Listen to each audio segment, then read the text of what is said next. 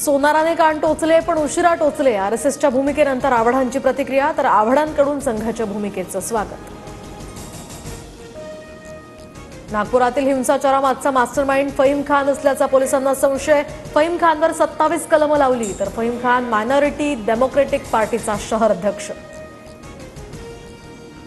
नागपुरात राड्याच्या आधी औरंगजेबाच्या समर्थनात घोषणाबाजी केल्याचा आरोप। हिंदू संघटनांच्या आंदोलनाची तक्रार देण्यासाठी गेलेले असताना ही घोषणाबाजी, व्हिडिओ ही व्हायरल।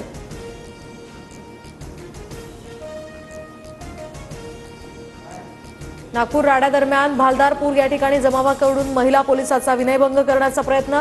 गणेशपेठ पोलीस ठाण्यात या संदर्भात गुन्हा दाखल।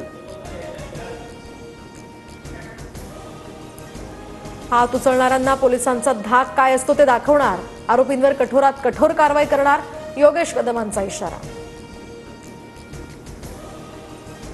नागपूर पोलिसांच्या गुन्हे शाखेच्या 10 टीम्सकडून आणखी आरोपींचा शोध। सायबर टीमकडून सुद्धा 4 ते 5 हजार व्हिडिओजची तपासणी सुरू। औरंगजेबाची कबर असलेल्या परिसरात ड्रोन उडवण्यास बंदी। अनुचित प्रकार टाळण्यासाठी छत्रपती संभाजीनगरच्या जिल्हाधिकाऱ्यांचा निर्णय।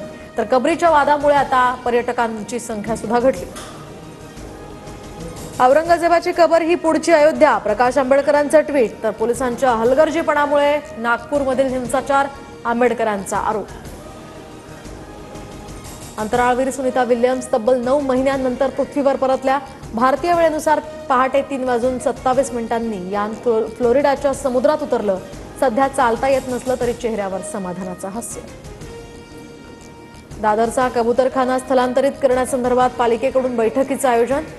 प्राणी संघटनेकडून कबूतर आकाशातील पिल्ले अशा आशयाचे हे पोस्टर दाखवून दयाळूपणा दाखवण्याचं आवाहन।